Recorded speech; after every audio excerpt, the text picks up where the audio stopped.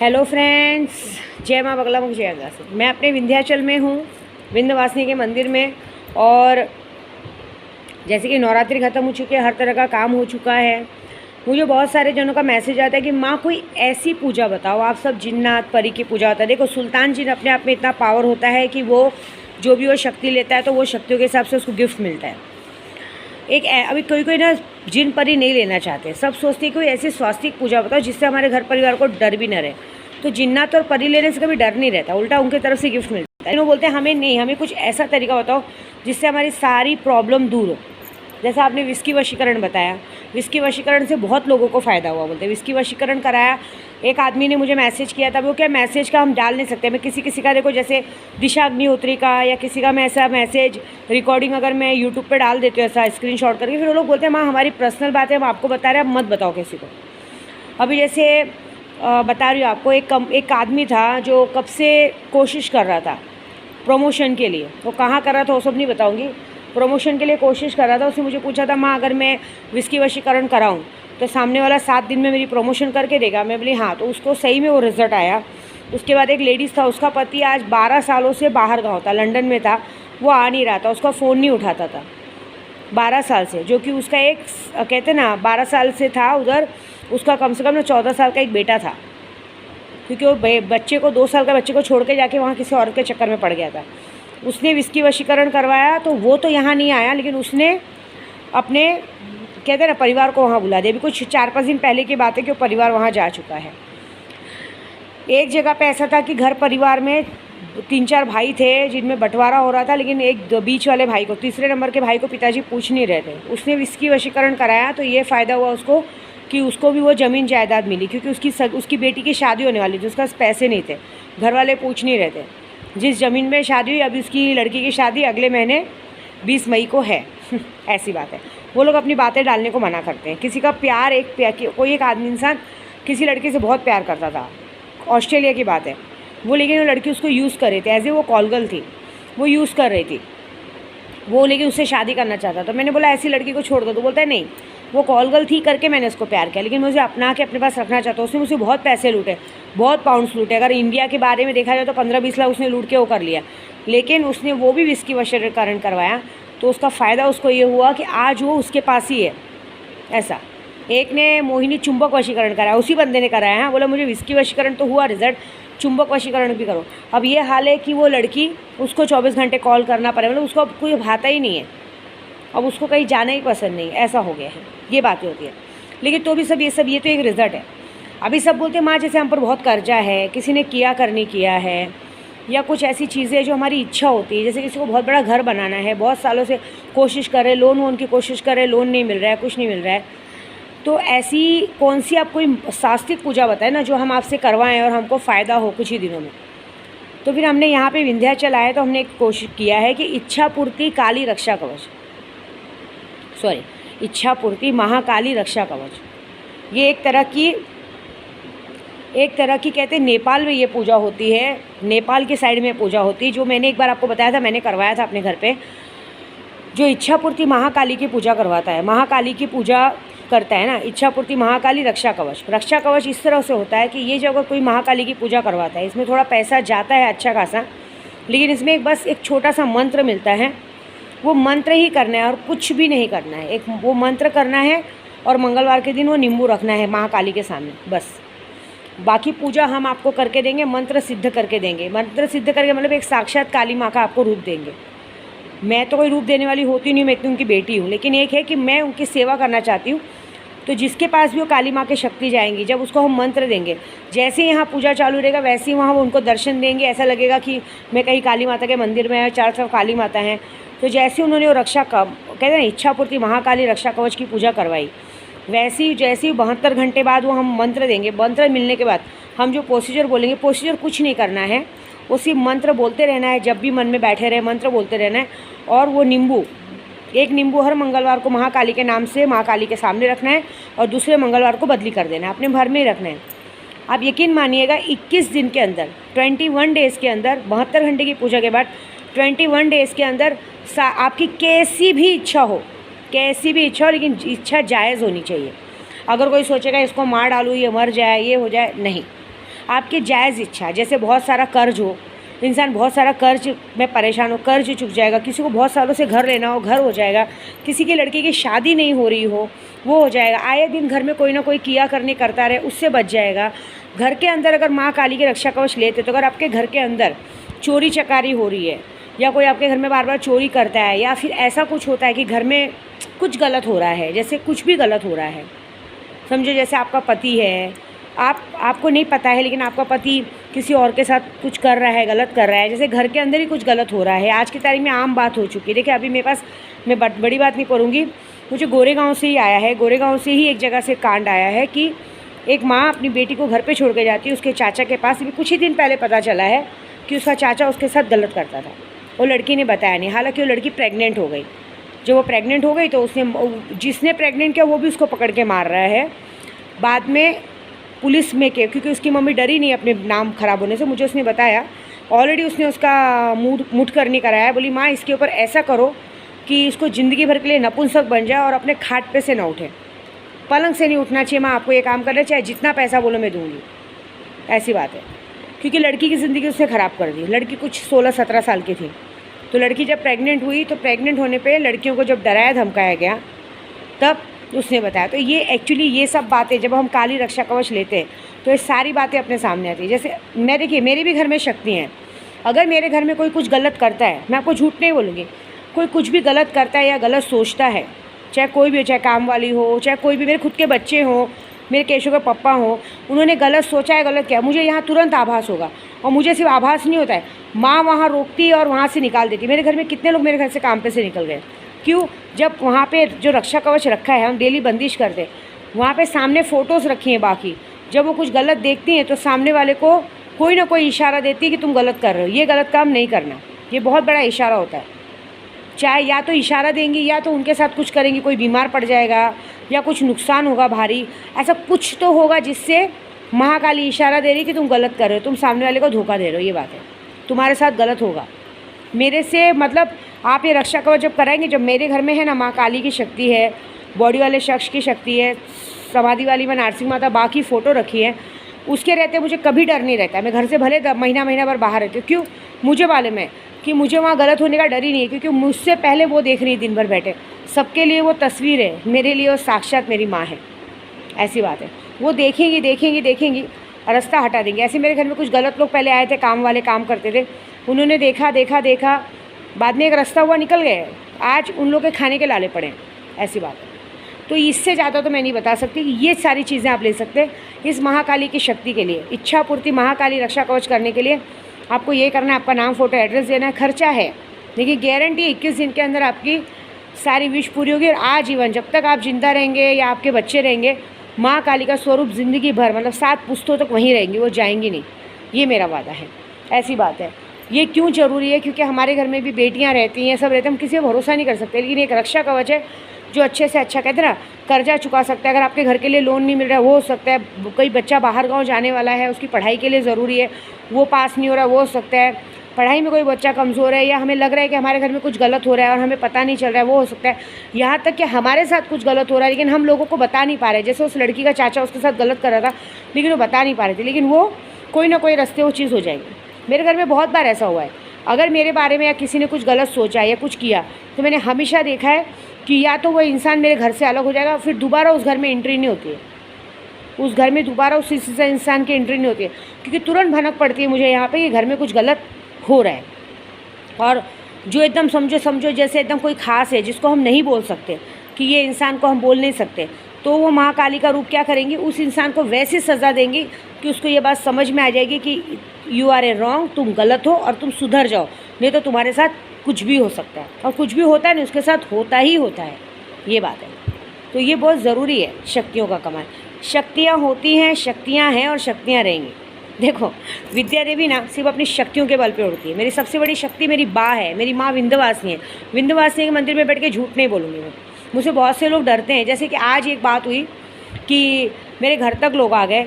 कभी भी एक बात याद रखिए, विद्या देवी कभी किसी के घर पे उठ के नहीं जाती है। अभी भी मैं जब आऊँगी तो मैं पुलिस स्टेशन जाऊँगी। क्यों? मैं क्यों किसी के जगह पे जाके झगड़ा करूँ? मेरे को झगड़ा करना शोभा नहीं देता। हम बड़े लोग हैं, हमारा काम क्या है कि अगर हमें, तुम देखो उस दिन मेरे बच्चों से झगड़ा हुआ, मैंने अपने बच्चों को पीछे हटाया, मैंने बोला पुलिस स्टेशन में जाओ, पुलिस केस करो, कैंसिल कर दो। क्यों? क्योंकि सिर्फ मेरे बच्चे की बात नहीं है, आगे पता नहीं और कितने बच्चे जाते हैं। खास करके मुझे उस औरत को बराबर करना है। उस आदमी को तो चलो जाने दो, मैं उसको एक बार माफ़ भी कर दूँगी, लेकिन उस औरत को माफ़ नहीं करूँगी। वो कितने बैड लैंग्वेज यूज़ कर रही थी, घेते घाते ये करते, ये सब अच्छा देता है क्या? शोभा देता है क्या? इतना गंदा लैंग्वेज अच्छी बात है क्या? उसकी सज़ा तो उसको मिलेगी, विद्या दे। लेकिन इस बात में बोलूँगी कि ये मेरी लड़ाई है, कोई बीच में मत आओ। और दूसरी बात, मैंने कभी किसी पार्टी लेवल को या किसी को नहीं बोला। आप लोगों को शायद नहीं पता है, जो लोग आप लोग मुझसे बात करने आ रहे हो ना, आपको फंस सकते हो आप लोग, क्योंकि आपको नहीं पता है। करीबन 1 साल तक विद्या देवी को बाकायदा आरिफ शेख और उसके लोगों ने नशा दिया है। उसके पहले जिसने उन लोगों को मिलाया उन लोगों ने दिया, ऊपर से नशा देने के बाद चोरी, ऊपर से सीना चोरी की गई है। आप लोग इस तरह से मेरे पास आके आप लोग फंसने का काम कर रहे हो, क्योंकि देखिए मैंने हर जगह कानून का सहारा लिया है। आपको याद नहीं होगा जब मुझे 22 अप्रैल को आरिफ शेख ने जहर नशा दिया, नशे के अंदर जहर मिला के दिया था ना, उस दिन की बात है। उस दिन सरस्वती नाम की औरत मेरे घर के बाहर घूम रही थी, मैंने उसको रिक्शे में देखा था। और उसी दिन 22 अप्रैल की बात है कि मैंने उसी दिन ऑलरेडी कंप्लेंट किया है कि मुझे डर था कि मुझे और मेरे केशव के पापा पे कोई घात करने को देख रहा है। उन लोगों को क्या लगता है कि नशे में इंसान को कुछ भी अनशन दिखता है, लेकिन एक बात याद रखना, नशे में देखी हुई चीज़ हर तरह की सच होती है। हमेशा इंसान को नशे में ही चीज़ें सच्ची और सच पता चलती है। आप लोगों को लगता है ना इंसान नशे में गलत बोल रहा है, बिल्कुल नहीं। नशे में जो बातें की जाती है और याद रहती है ना, वो आपको ज़िंदगी भर याद रहेगी। मेरे साथ जो हुआ है वो होता था, सब कुछ था, लेकिन मुझे धोखा कहलाते थे कि ऐसा नहीं वैसा नहीं है। तो मैं एक ही बात बोलूँगी, अगर मेरी बात किसी को बुरी लगती है, किसी को ऐसा लगता है कि विद्या देवी हमारा नाम ले रही, तो आप अपने आप, गोराई हो चाहे कहीं भी, अगर आपको लगता है कि मैं आपके बारे में गलत बोल रही हूँ और आपको लगता है कि आप सही हो और मैं गलत हूँ, तो कोई बात नहीं, आप सीधे जाइए, मेरा कंप्लेंट कीजिए, मुझ पर केस कीजिए। घर तक आने की अथॉरिटी किसी को नहीं है। यहाँ पे बहुत सारे लोग ऐसे हैं जो पार्टी लेवल को क्या मोदी तक को गाली देते, तो क्या उसको जाके सब लोग घर पे लड़ाई झगड़ा करते हैं?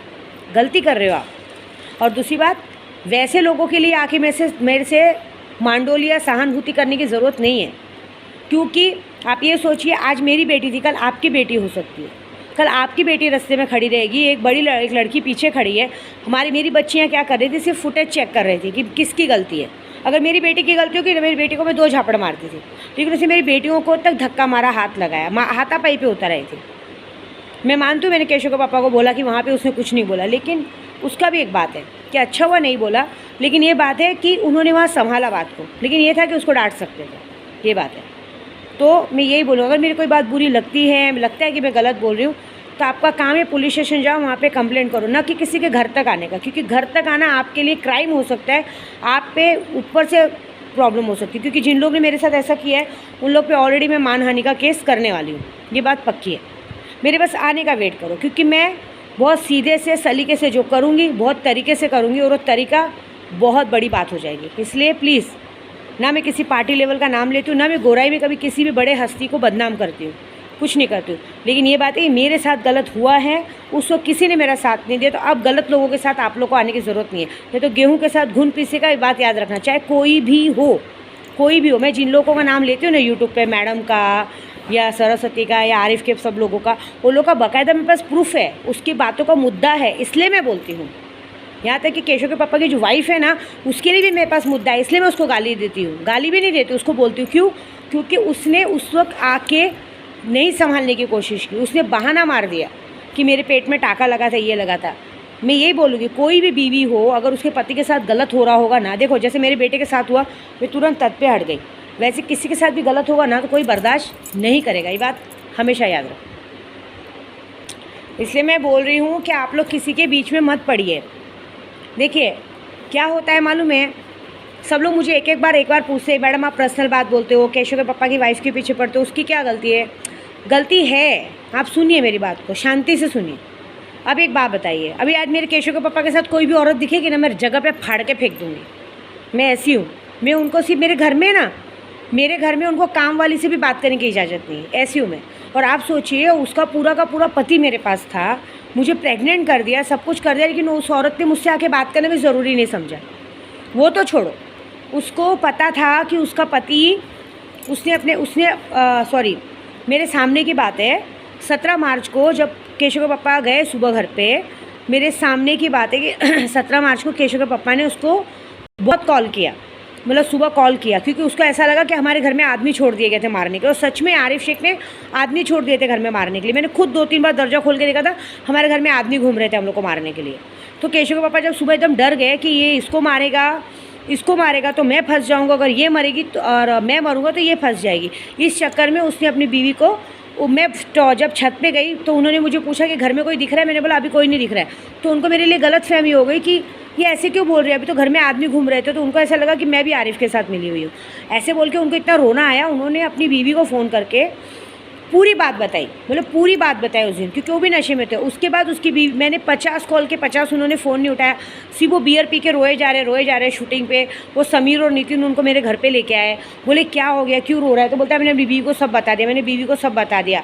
सोचो उस वक्त मैं डरी हुई थी कि मैं तो डरूंगी ना कि मेरे साथ ऐसा क्या हो गया, एक तो इधर ऐसा लफड़ा चल रहा है। मैं उस वक्त दिन भर ये सोच रही थी कि अब उसकी बीवी आएगी या उसके माँ बाप आएंगे। कोई नहीं आया। उल्टा उसकी बीवी शाम को फ़ोन कर रही है, आरिफ ने फ़ोन उठाया, क्योंकि उसे केशव के पापा का दिमाग एकदम ख़राब हो चुका था। पता नहीं आरिफ शेख ने किस तरह का नशा ला के दिया था, जिसकी वजह से उनका दिमाग चलना ब्लॉक हो गया था। उनको चारों तरफ भूत दिख रहे थे, बहुत गंदी चीज़ थी। मुझे भी दिख रहे थे। उस वक्त हम लोग को किसी ने बचाने की कोशिश नहीं की। उस वक्त मेरे घर में मेरी काम वाली भी मौजूद थी, मैं आपको बता रही हूँ, मैं नाम नहीं लूँगी उसका। उस वक्त वो भी मौजूद थी, सब मौजूद थे हमारे घर पे। और उस वक्त ऐसा हो गया था कि मुझे इस बात का गुस्सा आ रहा था कि ये आई भी नहीं, बोली भी नहीं। केशव के पापा उस वक्त बार बार आरिफ के सामने हाथ पैर जोड़ रहे थे कि मुझे मेरी बीवी के पास जानते, मुझे भिवंडी जाना है, तो वो जाने नहीं दे रहे। और मैं भी गुस्सा आ रही थी, क्यों जा रहे हो। वो औरत उस वक्त भी सिर्फ फ़ोन कर के पूछ रही है। और उसने आरिफ को मेरे सामने पूछा कि क्या बात है, क्या ऐसा हो गया कि ऐसा रो रहा है, कर रहा है, ऐसा क्या झगड़ा हो गया। तो उसको सब मालूम होते भी वो आना ज़रूरी नहीं समझो, आरिफ से पूछ रही। तो आरिफ ने बोला अरे कुछ नहीं, उसका मैडम से झगड़ा हो गया। जो कि केशव के पापा ने मुझे खुद बताया था, कि मुझे बाद में बताया था कि केशव पापा ने बोला मैंने उसको सब कुछ बता दिया था। जब मेरे केशव के पापा मुझे जुलाई में मिले, जब उन पर 307 का केस हो, तब जब घर पे आए तो उन्होंने बताया था कि मैंने उसको सब बताया था। लेकिन उस वक्त नशे में सब कुछ बता दिया था। लेकिन उसको क्या करना चाहिए था बताओ, मेरा गुस्सा उस पर क्यों है, उसको क्या करना चाहिए था। लेकिन ये बात मुझे बाद में आरिफ से पता चली थी कि जब केशव का पापा घर से निकल गया था, तो आरिफ मुझे हमेशा मेरे माइंड से उसको निकालने को देखता था। किसको, केशव के पापा को हमेशा निकालने को देखता था। मैंने क्यों निकालते हैं, मैंने क्या भाई ऐसा, तो हमेशा बोलता था। देखो मैंने एक रिकॉर्डिंग भेजी, उसमें जब देखो बीवी का नाम ले रहा है, उसकी बीवी आ गई, ये हो गया। तो मैंने अब क्या बात करते हो भाई, आपको लगता है उसकी बीवी को पता नहीं क्या। तो एक दिन उससे गुस्से में नशे में क्या बोला, उसकी बीवी को सब मालूम है, मैं खुद बताता था कि देख तेरा पति भटक रहा है, देख तेरा पति जा रहा है, देख तेरा पति मेरी बहन के पीछे घूम रहा है। उसको हमेशा हिंट है, उसको सब पता रहते भी वो कुछ नहीं बोल रही। तो उसकी गलती है ना। उससे क्या बोला था मालूम है, मुझे तो कभी कभी लगता है मुझे भड़काने के लिए, मतलब मुझे भड़का रहा था। बोलता मुझे तो कभी कभी क्या लगता है मालूम है दी, वो है ना, आप तीनों जन मिले हुए हो, मुझे तो ऐसा लगता है। उसको भी कोई फ़र्क नहीं पड़ता, उसका पति आपके पास आता है, वो भी ऐसी है। और इसके पति को, इसको तो पता ही नहीं चलता चूते को, ऐसी बात है।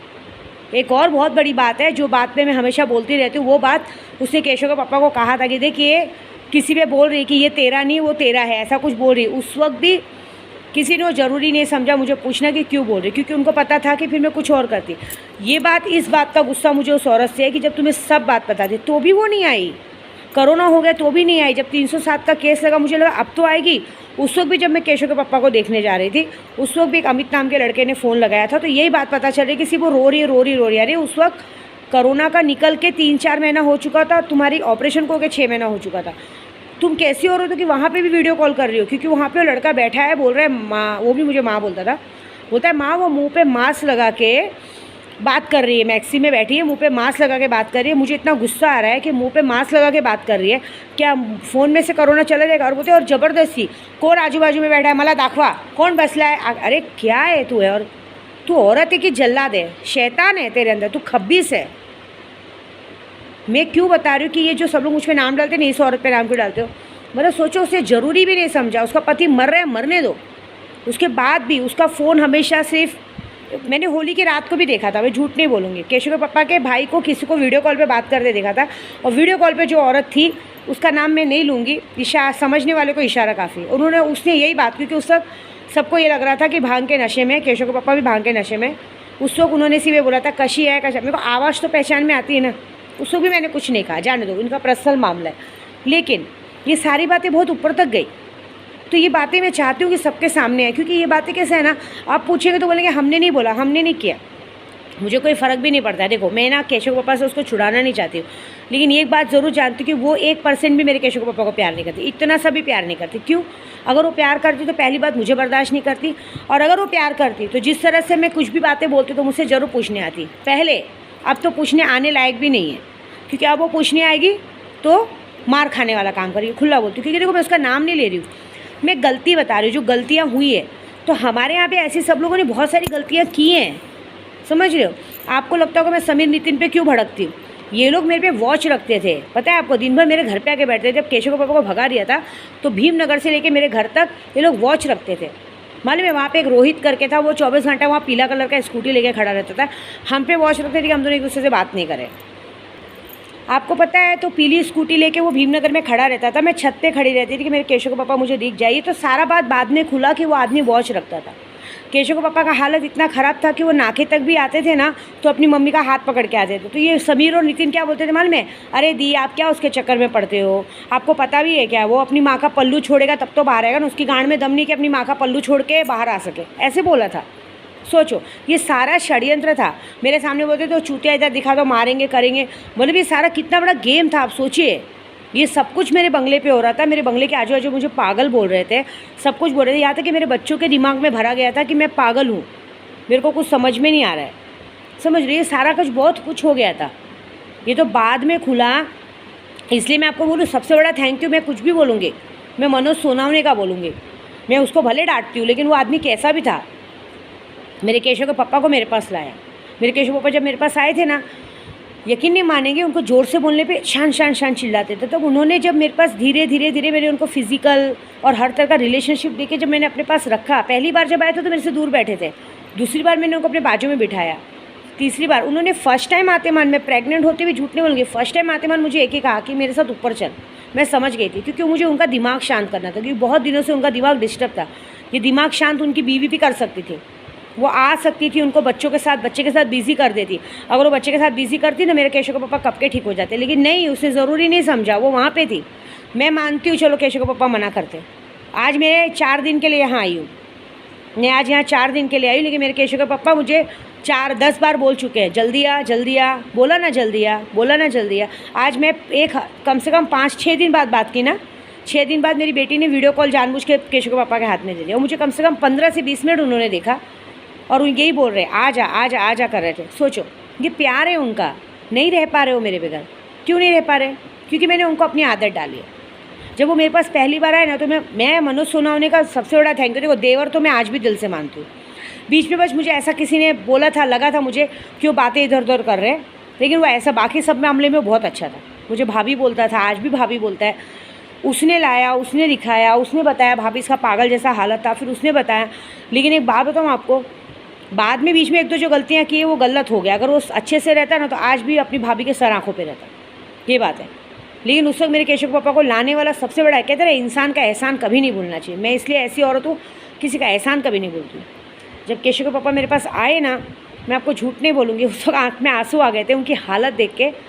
मैंने उनके लिए इतने सारे कपड़े लिए थे, उनके बर्थडे का सब सामान उनके सामने बिछा दिया, सब रखा। एकदम पतले से आए थे, और आज देखिए कितने मस्त दिखते हैं, एकदम प्यारे से दिखते हैं। यही है, मतलब सुधारे हम, बनाए हम, और बाद में मलाई खाने कोई और आए, वो बुरा लगता है। बाद में मेरे केशव के पापा ठीक होने लगे, अच्छे से बोलने चालने लगे। फिर मैंने उनको लड्डू के पास भेजा, उनके सब कुछ किया। मेरे पास आने के बाद ही भले मेरे से अलग जरूर किया था किसी ने भी, लेकिन मेरे केशव के पापा मेरे से मिलने के बाद ही जाके लड्डू की मम्मी से मिले, मेरे से पहले नहीं मिले। ये प्यार है हमारा, और आज तक मिल रहे हैं। मुझे 100% गारंटी से बोलती हूँ, शायद वो मुझे जितना प्यार करते हैं ना, उतना लड्डू की मम्मी की तरफ आँख उठा के देखते भी नहीं होंगे। जिस तरह का प्यार, जिस तरह का खिंचाव मेरे लिए है ना, उसके लिए इतना भर भी नहीं होगा। क्यों? वो आदमी कैसे मालूम है, उसको इतना सा किया हुआ याद रहता है, और इतना धोखा किया हुआ भी याद रहता है। तो भी वो इंसान क्यों रहता मालूम है? दुनिया की इज्जत के लिए। क्यों? मुझे किसी से मतलब नहीं है, और कभी इस बारे में बोलते भी नहीं है, ये बात है। सफ़र तो उनके माँ बाप ने किया, सफ़र तो घर वालों उसने किया, बाकी किसी ने नहीं किया। फिर उसके बाद वो मैडम कब आई? मार्च का कांड हुआ वो अगस्त में आई। जब उसको पता चला कि मैं गांव गई हूँ, आई भी तो अमावस्या के दिन पैर रखा। क्या मिला अमावस्या के दिन पैर रखे? वो पायगुन भी अच्छा नहीं था। वो अमावस के दिन पैर रखने की वजह से मेरे केशव के पापा इधर उधर भागते रहे और आखिर में 1 महीने के बाद वो अरेस्ट हो गए वो 307 का केस। और उनको याद हो गई बात, मैंने उनको कहा था कि आप ज़रा, मैंने सामने से कहा था कि प्रभु आप चले जाओ सामने से, जो होगा मैं करूँगी, छुड़ाऊँगी, ये भाग रोज़ की दुनिया से भाग से अच्छा है। तब मैंने माता रानी के सामने और बा के सामने सीरती लगाई कि रोज़ के भगाने से अच्छा एक बार पकड़वा दो, मैं छुड़ा लूँगी। और सही में वो नवरात्रि के पहले दिन पकड़े गए थे और बाद में मैंने 20 दिन अपने केशव के पापा को लाया। तो ये बात है, देखो पीछे की बात ना कोई जानता नहीं है, कोई अच्छा नहीं है। देखो ना मेरे साथ अच्छा किया, ना मेरे प्रदू के साथ अच्छा किया, किसी ने अच्छा नहीं किया, कि ना मेरे घर वालों ने, उनके घर वालों ने। मैं उनके घर वालों को किसी को गलत नहीं कहती, ना मैं उनकी बीवी को गलत कहती हूँ। बस यही कहती हूँ कि वो सब कुछ जानते बूझते भी उसने कभी भी उस आदमी का साथ नहीं दिया। उसको जिसका साथ देना था उसने उसका साथ दिया, और इस बात की सज़ा ऊपर वाला सज़ा देगा। माँ विंध्याचल के मंदिर में बैठी हूँ ना, कहावत सुने हो, ये 4 उंगली, अगर अपन 1 उंगली किसी पे करते ना, 4 अपनी तरफ रहती। तो एक दिन आएगा, देख लेना, एक दिन आएगा कि उनका उस जिसने जो भी गलती की उसका किया उसके सामने आएगा। यहाँ तक कि ये भी आएगा, देखना जिस तरह से जितना इस औरत ने मेरे प्रदू को परेशान किया है, जिस तरह से मेरे प्रदू के दुश्मनों के साथ मिलकर दुश्मनों का साथ दिया है, जिस तरह से उसने दिल में सोचा है कि मर गया होता तो अच्छा रहता, देख लेना एक वक्त आएगा कि उसको कोई नहीं पूछेगा। मैं ऐसे बद्दुआ नहीं दे रही हूँ, लेकिन ये ज़रूर बोल रही हूँ कि ये गलत किया है उसने। अगर मैं होती ना उसकी जगह तो मैं कसम से बोलती हूँ, माता जी की कसम, जिस वक्त मेरे पति ने मुझे बताई ना 17 मार्च के बाद, उस वक्त मैं सारा काम छोड़ के पुलिस स्टेशन जाती। पहले पुलिस स्टेशन जाके उस मैडम को, भले मेरी जगह, मैं अपनी बता रही हूँ कि अगर मैं उसकी जगह होती तो उस मैडम को भी अंदर करवाती, आरिफ को भी अंदर करवाती, सबको करवाती, सबको डंडे पड़वाती, और बाद में अपने पति को पहले जाके अपने पति को अपने पास रखती, अपने घर पे रखती भिवंडी में, उसका इलाज कराती, उसको कहते हैं ना फिज़िकल, हर तरह से फिज़िकल, मोरल, मेंटल, हर तरह से उसका साथ देके उसको आगे बढ़ाती। तो कहते हैं इंसान को बदसूरत शक्ल से भी प्यार हो जाती है कि अरे इसने मेरा बुरे वक्त में साथ दिया। आदमी अच्छा वक्त कभी नहीं देखता, बुरा वक्त देखता है। और मुझे इतना याद है कि मैं अपने केशव पापा से इतना प्यार करती हूँ कि मैं एहसान नहीं जता रही हूँ, लेकिन मैं तब भी उनको बहुत प्यार करती थी और आज भी बहुत प्यार करती हूँ और आगे भी बहुत प्यार करती रहूँगी। उनकी हर मुसीबत को ढाल बना के विद्या देवी खड़ी रहेगी, ये बात है। तो कहते हैं ना, मेरे को तो लगता है कि ये भी एक प्लानिंग था। जब वो मैडम जी आई हैं घर पे, उसके पहले केशव के पापा पे आरिफ ने अटैक किया था। हो सकता है भाई दोनों की बात हुई हो कि पिछली बार तूने मारी मारा किया था मैडम की वजह से, मेरे को सब बताया था, मैं आ नहीं पाई, शायद इस बार तुम फिर से मारी मारा कर, मेरा घर में घुसने का रास्ता बनेगा, मैं महान बनूँगी, मैं, क्योंकि वो तो गई है, क्या बोलते हैं, वो तो गई है यात्रा पे, तो आ नहीं सकती है, तो मैं पहुँचती हूँ तो मेरे पति के सामने होगा कि अरे मेरी बीवी मेरे सामने आ गई, अरे मेरी बीवी इस वक्त आ गई ये फुल प्लान था। ये प्लान तो वही खुलेगा जब ये कहते ना, जब ये सारा कुछ पुलिस के सामने मछड़ा आएगा ना, सारा कुछ खुलेगा। लेकिन जान दो, मेरे केशव के पापा ये सब नहीं चाहते, वो किसी के साथ कुछ नहीं चाहते, झूठ नहीं बोलूँगी। वो सिर्फ ये चाहते हैं कि उनकी जो गाड़ी है वो मिलके वो बैंक वाले को दे दें, सब अच्छे से रहे। उनका एक ही कहना है, मैं तेरे साथ हूँ ना, बस हो गया। लेकिन उनके कहने से मैं थोड़ी ना छोड़ दूँगी, मैं वो दिन ज़रूर लाऊँगी। कहते हैं ना, सांच को आँच नहीं, वो दिन ज़रूर आएगा जिस दिन सबको अपनी की सज़ा मिलेगी। ये वादा है विद्या देवी का। बस मेरा केशव आने के बाद तो सारा कुछ बदल जाएगा, फिर देखिएगा। जय माता दी।